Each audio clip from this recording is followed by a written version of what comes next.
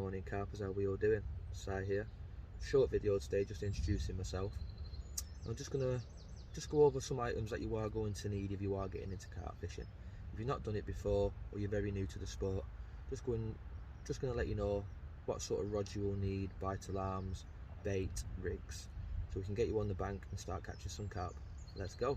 So carpers, let's go over some of the items that you will need to start carp fishing. As you can see, I've got 2 rods out here today. We are only fishing a small venue and it does only permit you to fish the 2 rods. Some lakes will allow you to fish 3 rods, but I would recommend, if you're just starting out, just go with the 2 until you build that confidence up. So the rods I have, they're 12 foot long, 3 pound test curve rods. They do come slightly shorter or slightly longer and in different test curves as well. But a nice starter rod, around about 12 foot long, and anything from 2.75 to 3¼ pound test curve.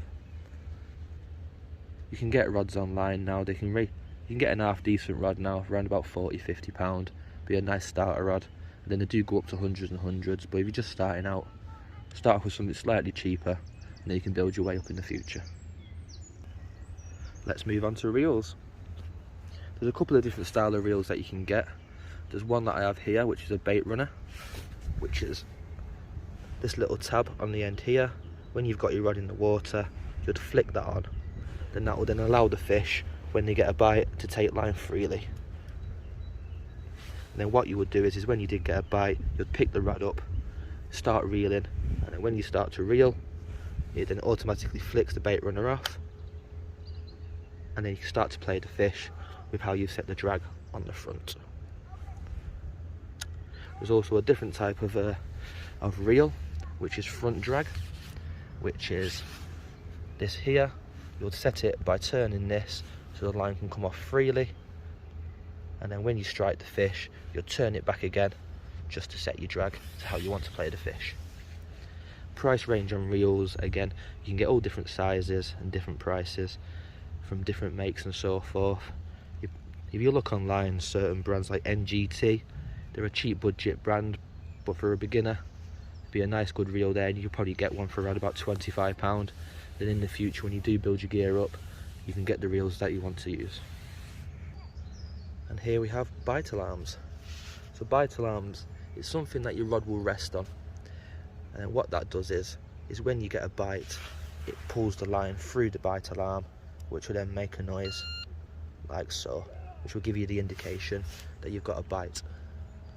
You will also have what we call a bobbin or a swinger, which attaches to the line, and what that will allow you to do is when you get a fish and it's taking line forwards, that will then bring the bobbin up, and then when you get a run or a bite where the fish is coming towards you, the bobbin will go down, and that just puts that bit of tension on the line to help it sit in to the bite alarm properly. With bite alarms, again, all different makes and models, price. Again, you can probably get a set from a shop for £40–50, and then in the future build your way up again. Let's move on to the net. So here we have my carp net. It's got an extendable handle which does come out to make it slightly longer, and it slides back in just for storage purposes. They come in different sizes, between 42 and 50 inch, but a 42 inch net to start out with is more than capable of landing any fish that you will be catching. And then we'll move over to the unhooking mat. Again, there's different types of these as well. This one's just my little daytime one, just on these small venues here. They also come in cradles as well, which is a bit more safer for the carp, and would be using these. So when you get the fish in the net, you then put it onto your unhooking mat, which just keeps the fish nice and safe, doesn't damage its scales or any of its body. We would normally get the unhooking mat nice and wet first. Again, you don't want to be damaging the fish. Right then carpers, so now we've gone over some of the items that you will need to get going, i.e. rods and reels. Just wanted to go over quickly just a few rigs, baits and PVA systems. Just trying to get the ones here that you'll be able to get from the shops, like pre-tied rigs and so forth, because if you are just starting out, tying your own rigs might be a bit tricky at first, and you want to get that practiced and get that down to a T before you start using your own rigs. If you make mistakes, you're going to be losing fish. So as you can see, I've gone out and got a pre-tied rig here. Here it is. I would suggest getting a good mate like Corder or Nash or so forth. Then you know that you've got a decent rig with a decent hook. And here it is. This is just a normal bottom bait rig that comes in a pack like this. They're only about £2–3. And then you'll get in that, you get the hook, you get the swivel, and you get the braid, which is all tied up for you, and then you get some boilie stops as well. So what you'll do with that is, you get your baiting needle, and the boilie is just 16mm a sticky baits manila.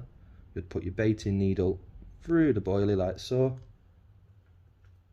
Get your hair, which is on the end of the hook. Feed this through here, if I can do it on camera. There we go. Slide the boilie down so the end of your hair is just popping through. We then get one of the boilie stops out the packet. There's different lengths here, as you can see. It just depends if you're putting more than one boilie on. If you want a bit more space from the hook. We'll then get your little boilie stop here, feed that through the hair like so, and just pull the hair down till it stops it. That will just stop the boilie from coming off. And now here we have your hook and your boilie. Now that's ready to cast out. What I tend to do as well, if you're fishing, if there's like a bit of debris on the floor and so forth, I'll get like just some little pellets and some PVA mesh, which I'll go over in a second. Just a little bag. Then I'll get the hook, just put the hook through the mesh like so.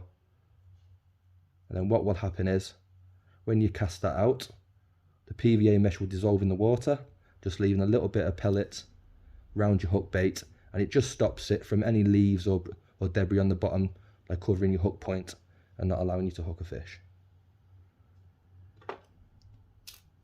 So the PVA system, basically it's just a tube that we have with some PVA mesh on. You'll just tie a knot in the end of it, put your pellets in, push it down, then tie a knot at the end, which then give you your bag. You can make them all different lengths and sizes. I don't tend to put too much bait out. If it's just going to cover a hook point, it's just basically to stop the hook from catching on anything. Again, it that bit more attraction of a pellet just around your bait. We also have some goose, which is just another attractor, and it's PVA friendly, because obviously if you get the mesh or the bag's wet, that's going to cause it to start dissolving. With this stuff you can put a little bit on top or inside of it, and then what that will happen is it's just that more attraction for the fish to home in on. We also have a PVA bag, which is very similar to the mesh, but it's a bag. So you've got a leader which your hook link will attach to. This is just so the end of your line will go onto the end of the leader here, and then you've got a lead on the end of the leader and your hook link as well. So when you're making a PVA bag, you'll put a few pellets in the bottom or boilie or whatever you are using to fish, then put your hook link in, a few more pellets and so forth, then your lead, and then a few more pellets or again boilies or whatever, and then you'll put it in. I use the Fox system here. It's really easy to use, and again they all come in different sizes and that. I don't tend to make a massive bag. I don't want to knock the fish out. I just want to feed them and get that presented there. So that's like roughly the size of bag that I'll use. And so what will happen is that will hit the bottom of the lake, that will dissolve, then you'll have your hook bait and your lead and everything all there with all the pellets around it, which will let the fish again home in. And what you can do is, with these, you can unscrew the lid, put that in there, and then all your attractant from your goose, that'll be in there as well. So when that all breaks down, you've got that more attraction that goes into the area. And then we'll just go over a few baits. They're boilies, so I'm more of a boilie fisherman myself. I don't tend to use much particle. Like I said, I'll use a few pellets and so forth, but these are boilies. You can get them in bags of, they come in like 1 kilo, 2, or bags of 5 and so forth. And again, there's all different makes and brands out there. It's just down to you, whatever your preference is when you start using them. So these are 16mm manila. I also like to use Scorpex squids from Nash as well. So with these you can either put them on your hook or you can just use them as free baits with a catapult them around next to it, then the fish will home in on these, and then hopefully pick yours up as well, which will be on the rig. And as you can see, it just blends in nicely with them, like so. And then as you can see, we've also got, this is one of my rigs that I make. It's called a Ronnie rig. So you've got a pop-up buoy. What the pop-up does, instead of it being on the bottom like so, you'll have that and it will sit just buoyant like this here. So when it's just got a bit more colour to it, because that's like an aluminous one, then the fish will come around and it's just about an inch off the bottom, and hopefully pick that one up as well. Again, when you get a bit more confident and you're making your own rigs, you can then go over on what rigs that you prefer and you want to use, have a bit of practice with them, and then hopefully you'll be fishing and catching some carp. So guys, that's just a bit of a basic video on what you might need if you want to get started out. There's so many different options and other ways that people may do it and so forth, but that's just how I would do it and what I believe works for me. If you have any questions or want to see any more about the certain options and stuff you've got, just let us know.